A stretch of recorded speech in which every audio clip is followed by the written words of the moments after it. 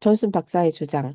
종교의 자유를 반대하는 자들은 마우르쿠스 아우렐리스가 사용했던 것과 같은 그런 논리로는 기독교를 탄압하고 처벌하는 것을 옹호하는 것이 불가능하다는 것을 알기 때문에 자신들의 행태가 가장 강한 반발을 불러일으키는 경우에는 종종 한편으로는 그 반발을 수용한다.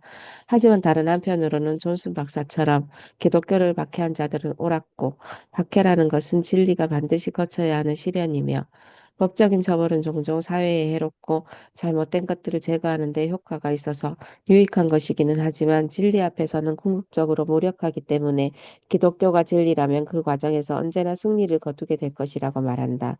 종교의 자유를 부정하는 불관용자들의 편은 이러한 논리는 대단히 위험한 것이기 때문에 그냥 웃어넘길 수 있는 것이 아니다.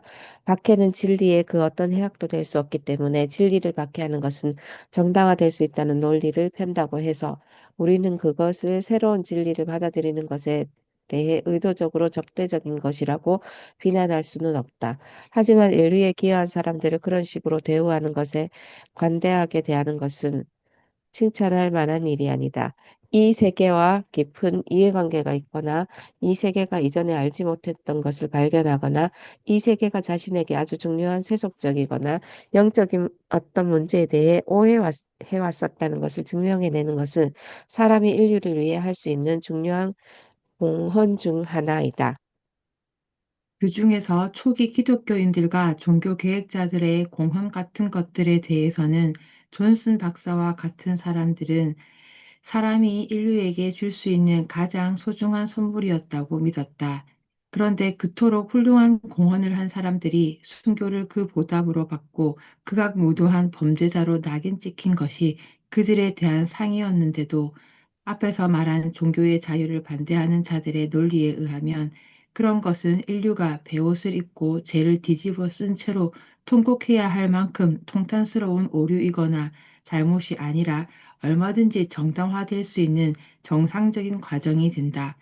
그들의 논리에 따르면 새로운 진리를 제시하는 사람들은 로크리인들이 법을 제정할 때의 관행처럼 교수들의 밧줄에 자신의 목을 건 채로 민의 앞에서 자신이 제안한 법이 제정되어야 할 이유를 설명한 후에 민혜가 그 법을 그 자리에서 채택하지 않는 경우에는 즉시 그 밧줄을 당겨져서 죽임을 당할 각오를 해야 한다는 것이다.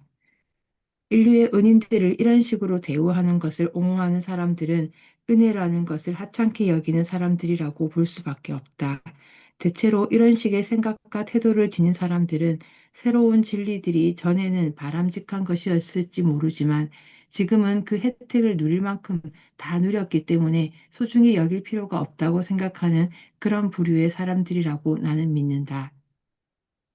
박해받은 진리의 경우, 진리는 언제나 온갖 박해를 극복하고 결국 승리한다는 말은 이 사람 저 사람의 입을 거쳐 이제는 상식처럼 굳어졌지만 사실은 인류의 모든 경험에 의해 틀림없이 증명된 기분 좋은 거짓말들 중 하나일 뿐이다.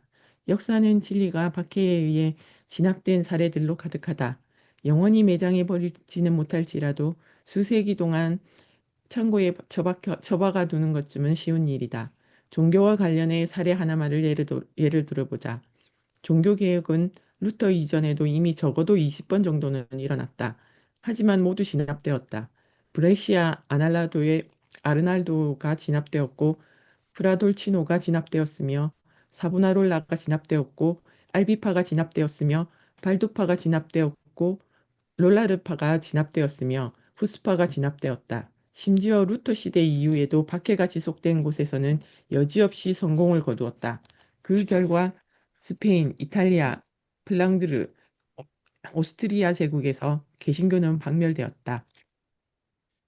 그리고 만일 메리 여왕이 살아있었거나 엘리자베스 여왕이 죽었다면 영국에서도 개신교는 박멸되었을 가능성이 높다. 이단에 속한 사람들이 너무나 강력한 집단을 형성하고 있어서 박해의 효과를 거둘 수 없는 경우를 제외하고는 박해는 언제나 성공을 거두어왔다. 이성을 지닌 사람이라면 기독교가 로마 제국에서 박멸될 수도 있었을 것임을 부정할 사람은 아무도 없을 것이다. 그럼 기독교가 박멸되지 않고 빠르게 확산되어 지배적인 세력이 된 이유는 박해가 단지 오랜 간격을 두고 이따금씩만 짧은 기간 동안 진행되어서 기독교를 전파하는 데 거의 방해를 받지 않았기 때문이었다. 진리는 단지 진리라는 이유로 거짓은 가질 수 없는 어떤 힘이 있어서 지하 감옥과 화형을 이길 수 있다고 생각한다면 공허한 감상일 뿐이다. 진리에 대한 인간의 열정은 거짓에 대한 열정보다 결코 더 강하지 않고 법적인 처벌 또는 심지어 사회적인 제재를 충분히 동원한다면 거짓은 물론이고 진리를 전파하는 것도 얼마든지 중단시킬 수 있는 경우가 많다. 진리의 진정한 이점은 이런 것이다. 즉, 어떤 옳은 의견을 박해해서 한 번, 두 번 또는 수십 번 매장해 버리는 것은 가능하다. 하지만 세월이 흐르면 그 의견을 다시 내놓는 사람이 계속해서 생겨나게 되고 그때마다 박해가 계속된다고 해도 그러다가 운 좋게도 좋은 환경을 만나 박해를 피하게 되면 이후의 모든 박해를 이겨낼 만큼 힘을 기를 수 있게 되어 언젠가는 인류 사회에 뿌리를 내리게 된다. 사람들은 우리는 선지자들을 죽였던 우리 조상들과 같지 않고 도리어 그 선지자들을 기리고 기념해서 무덤을 만들어 주기까지 하고 있기 때문에 오늘날에는 새로운 의견들을 제시하는 이들을 죽이는 일과 같은 일은 벌어지지 않는다고 말할 것이다. 이제 더 이상 이단들이 죽임을 당하지 않는다는 것은 사실이다. 오늘날 우리는 정말 감내할 수 없을 정도로 극악무도한 의견들을 개진한다고 해도 법적인 형벌을 통해 그런 사람들을 죽여서 그들의 의견을 말살시켜야 한다고까지는 생각하지 않는다. 그러나 자만은 금물이다. 여전히 우리는 법에 의한 박해의 잔재로부터 완전히 벗어나 있다고 자신할 수 없기 때문이다. 특정한 의견을 처벌하거나 적어도 그런 의견을 표현하는 행위를 처벌하는 법이 지금도 존재한다. 오늘날과 같은 시대에도 그런 법이 시행되고 있다는 것을 감안하면 온갖 의견들을 처벌하는 법이 전면적으로 시행될 날이 언젠가는 다시 도래할지도 모른다는 우려가 근거 없지는 않은 것 같다. 19세기의 경우 1857년에 영국 잉글랜드의 남서부에 있는 콘월이라는 주의 여름 순회 재판소에서 일생 동안 그리 큰 잘못을 범하지 않고 평범하게 살아왔다는 말을 듣던 한 사람이 운 나쁘게도 기독교를 비난하는 말을 하고 그 내용을 대문에 써붙였다는 제목으로 21개월의 징역형 선고를 받았었다. 그런 일이 벌어지고 나서 한 달도 지나지 않아서 올드 베일리에서는 자신이 신앙을 갖고 있지 않다고 솔직하게 밝혔다가 배심원이 될 자격을 박탈당하는 일이 두 번이나 발생했는데 그중 한 사람은 법관 및 변호인 중 한 명에게 심한 모욕을 당하기도 했다.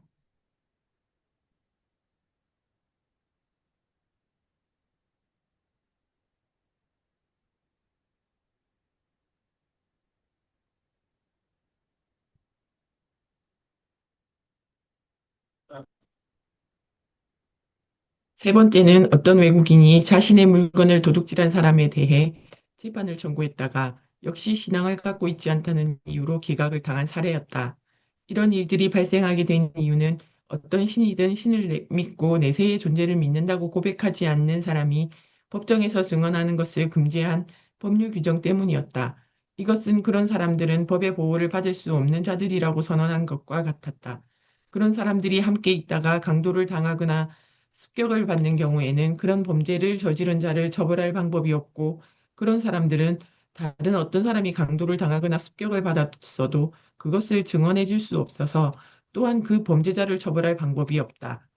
이러한 법률 규정이 전제하고 있는 것은 내세의 존재를 믿지 않는 사람의 선서는 신뢰할 수 없다는 것이다. 하지만 그런 전제에 동의하는 사람들은 역사에 대한 대단한 무지를 드러내는 것일 뿐이다. 모든 시대에는 신앙을 지니지 않은 사람들 중에서 다수가 훌륭한 인격으로 존중을 받는 사람들이었다는 것은 역사가 증명해 주기 때문이다. 인류 역사 속에서 덕과 업적의 양면에서 최고의 명성을 얻은 사람들 중 다수가 신앙을 갖고 있지 않았던 사람들이었다는 사실은 적어도 그들과 아주 가까운 사람들은 잘 알고 있었다는 것을 조금이라도 안다면 아무도 그런 법률 규정이 옳다고 주장하지 못할 것이다. 게다가 이런 법규는 자해적인 것이어서 자신의 토대 자체를 깎아먹는다. 왜냐하면 이 법규는 무신론자들은 거짓말쟁이됨에 틀림없다고 전제하면서도 거리낌 없이 거짓말을 하는 모든 무신론자들의 증언에 대해서는 효력을 인정하는 반면에 거짓말을 말하느니 차라리 사람들의 손가락질을 받더라도 공개적으로 진실을 고백하는 사람들의 증언은 효력이 없다고 선언하는 것이기 때문이다. 이렇게 원래 제정되었을 때의 목적과는 정반대의 결과를 낳는 것이 확인된 이 법규는 오직 증오의 상징이자 박해의 유물로서만 가치가 있을 뿐인데 실제로 이 법규에 의해 박해를 받고 있는 것은 박해를 받을 만하다는 것이 분명하게 증명되지 않았다는 점에서 그 가치도 의심스러울 수밖에 없다. 또한 이 법규와 그 전제가 된 이론은 신앙을 갖지 않은 사람들에게는 물론이고 신앙을 가진 사람들에게도 마찬가지로 모욕적이다. 내세의 존재를 믿지 않는 사람은 반드시 거짓말을 하게 되어 있다고 전제하는 것은 신앙을 가진 사람들이 거짓말을 못하는 것은 오직 지옥에 대한 두려움 때문이라고 전제하기 때문이다. 나는 이 법규를 만들고 지지한 사람들의 기독교 덕목에 대해 지닌 개념이 그들 자신의 생각으로부터 나온 것은 아닐까 말함으로써 그들을 모욕하지는 않겠다. 사실 이러한 것들은 지난날에 행해졌던 박해의 흔적이자 잔재일 뿐이기 때문에 박해하고자 하는 욕구의 표현이라고 할 수는 없을 것이다. 영국인들은 나쁘다는 것을 빤히 아는 원리를 실제로 실천에 옮길 만큼 이제 더 이상 악하지 않으면서도 그런 원리를 강하게 단언함으로써 기존의 진리를 뒤엎는 데서 즐거움을 느끼는 못된 습성이 있는데 이것은 바로 그들에게서 비일비재하게 찾아볼 수 있는 그런 습성 중 한 예일 뿐이다. 좀 더 심한 형태의 법적인 박해들은 지난 한 세대 동안 중단되었지만 대중이 계속해서 그렇게 하고자 할지는 여전히 미지수다. 이 시대에서는 인간 사이에 유익한 새로운 혜택들을 도입하고자 하는 시도들만이 아니라 과거의 해악들을 부활시키고자 하는 시도도 자주 우리의 평온하고 질서 있는 삶을 흔들어 놓고 있다. 사람들은 오늘날 과거의 신앙이 다시 부활하고 있다고 자랑하지만 그러한 옛 신앙의 부활이라는 것은 언제나 적어도 개화되지 못한 편협한 사람들 속에서 종교적인 신념에 근거한 뿌리 박힌 편견과 고집의 부활에 다름 아니다. 이 나라의 중산층의 내면에는 아주 강력한 불관용의 누룩이 지속적으로 존재해왔고 그 누룩이 존재하는 곳에서는 약간의 명분을 주고서 부추기기만 해도 이제까지 어떤 사람들에 대해서 마음속으로는 박해를 받은 것이 마땅하다고 생각해왔지만 실천으로 옮기지 못했던 것을 과감하게 실행에 옮기게 된다. 즉, 사람들은 자신들이 소중히 여기는 신념들을 부정하는 자들에 대해서는 언제나 그런 생각과 감정을 품고 있고, 바로 그것이 이 나라에서 정신의 자유가 꽃피우지 못하게 만든다. 처벌받는 것을 두려워했던 이유. 지난날 오랫동안 사람들의 법적으로 처벌받는 것을 두려워했던 가장 큰 이유 중 하나는 법적인 처벌을 받은 사람은 사회에서 낙인이 찍혀서 사회생활을 제대로 하기가 어렵게 된다는 것이었다. 이러한 사회적인 낙인은 실제로 아주 효과가 있어서 영국에서는 다른 많은 나라들에서들보다 사회적으로 금기시된 의견들이나 법적인 처벌을 받을 위험이 있는 의견들을 공개적으로 표현하는 경우가 훨씬 적었다. 금전적인 여건이 좋아서 다른 사람들의 눈치를 볼 필요가 없는 일부를 제외한 모든 사람들의 입에 재갈을 물리는 데는 여론이 법적인 처벌만큼이나 강력한 힘을 발휘한다. 어떤 사람에 대한 여론이 나빠지면 그 사람은 생계 수단을 잃게 될 뿐만 아니라 감옥에 갇힐 수도 있다. 경제적으로 여유로워서 먹고 살 걱정이 없고 권력자들이나 지역 사람들이나 대중이 자기를 어떻게 생각하느냐에 크게 신경 쓰지 않는 사람들은 그 어떤 의견이라도 자유롭고 공개적으로 표현하는 것을 두려워할 이유가 전혀 없다. 물론 사람들이 그들에 대해서 좋지 않게 생각하고 비방하는 것을 감수해야겠지만 그런 것들을 감수하는데 대단히 영웅적인 기계가 필요한 것은 아니기 때문에 굳이 우리가 그런 사람들을 동정해서 돕기 위해 발벗고 나설 필요는 없다. 사람들은 과거에는 자신과 생각이 다른 사람들에 대해 공개적이고 직접적으로 해악을 가하는 것이 관행처럼 되어 있었다. 오늘날에 우리는 그런 방식으로 해악을 가하지는 않지만 자기와 생각이 다른 사람들을 대하는 우리의 태도를 통해서 그들에게 가하는 해악은 과거와 별반 다르지 않다. 소크라테스는 대중에 의해 고발을 당하여 결국 죽임을 당했지만 그의 철학은 태양처럼 하늘에 높이 솟아올라서 인류의 지성이라는 세계 전체에 빛을 비추고 있다. 과거의 기독교인들은 사자굴에 던져졌지만 기독교회는 웅장하고 거대한 나무로 자라나서 미처 자라지 못한 다른 고만고만한 온갖 교리들을 그 그늘 아래에서 질식시키고 있다. 우리 사회는 법적인 처벌을 통해서 생각이 다른 사람들을 죽이고 그들의 의견을 박멸하지는 않지만 사회적 불관용의 분위기를 통해서 사람들로 하여금 자신의 의견을 정직하게 표현하지 않고 위장하거나 자신의 의견을 다른 사람에게 전파하고자 하는 적극적인 노력을 하지 못하게 만든다. 영국에서는 이단적인 의견들이 10년 또는 한 세대에 탄탄한 기반을 마련하거나 잃는 경우가 없다.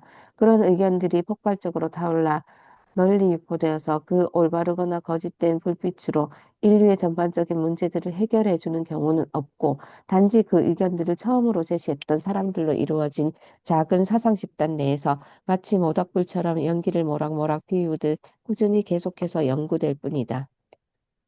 어떤 사람들은 이런 상황이 유지되는 것을 대단히 만족스러워한다. 그 이유는 이 방법이야말로 불건전하고 병적인 생각을 지닌 사람들도 나름대로 이성을 사용해서 활동하는 것을 법에 의해 완전히 금지당하고 벌금을 물거나 투옥되는 불행한 사태 없이 사람들이 지닌 모든 의견들이 외부의 방해를 받지 않고 유지되게 하는 길이라고 생각하기 때문이다. 모든 사람들의 의견을 나름대로 존중해 주면서도 기존 질서에 속한 모든 것들이 이전처럼 아무런 방해 없이 잘 돌아가게 함으로써 지성 세계의 평화를 확보할 수 있는 좋은 방법이라는 것이다. 지성 세계의 질서와 평화. 하지만 이런 식으로 지성세계의 기존 질서와 평화를 확보하고자 할 때에는 반드시 지불해야 하는 대가가 있는데 그것은 인간 지성의 도덕적인 용기 전체를 희생시켜야 한다는 것이다.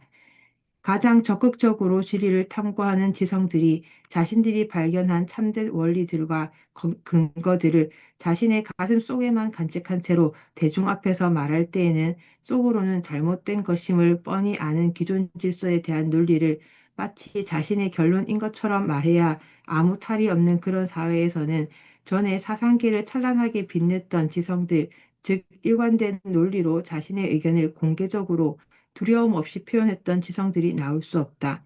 그런 사회에서 원하는 사람들은 단지 일방적인 상식에 영합하는 자들이나 온갖 위대한 주제들에 대해서 청중들이 듣고 싶어하는 것들만을 들려줌으로써 진리를 사고 파는 몰입애들이고 확고한 신념을 가지고 진리를 탐구하여 그 원리들과 근거들을 깨달은 자들은 아니다.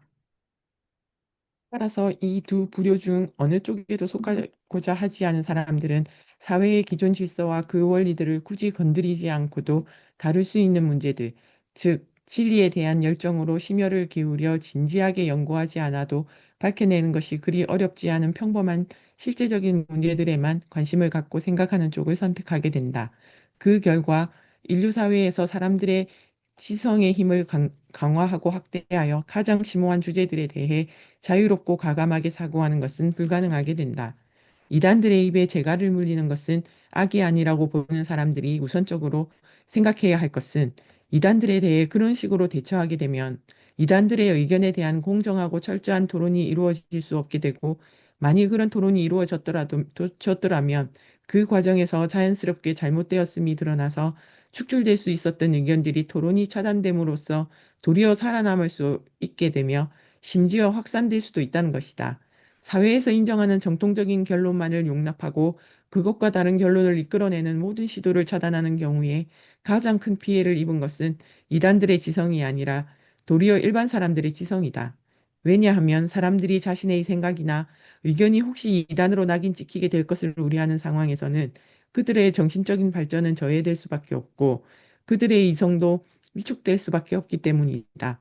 장래가 촉망되는 수많은 지성들이 겁을 집어먹고서 사람들로부터 불경스럽다거나 비도덕적으로 여겨지게 될 결론에 도달하게 될 것을 염려해서 자신만의 사고를 대담하게 대담하고 활발하게 추구해 나갈 생각을 하지 못하게 된다면 이 세계가 입게 될 손실이 어느 정도가 될 것인지를 가늠해 볼 수 있는 사람이 누가 있겠는가? 자신만의 사고를 해가는 사람들 중에는 종종 대단히 섬세하고 정제된 지성과 아주 정직한 양심을 지닌 사람들이 있다. 그들은 자신의 내면에서 터져나오는 지성을 억누를 수 없어서 그 지성을 사용해서 심혈을 다해 자신의 양심과 이성에 비추어 정직한 결론을 얻어낸 후에 그 결론을 기존의 정통적인 결론과 조화시켜 보려고 자신이 지닌 온갖 탁월한 자원들을 동원하여 애를 써보지만 결국에는 그렇게 하는데 성공하지 못한 사람들이다.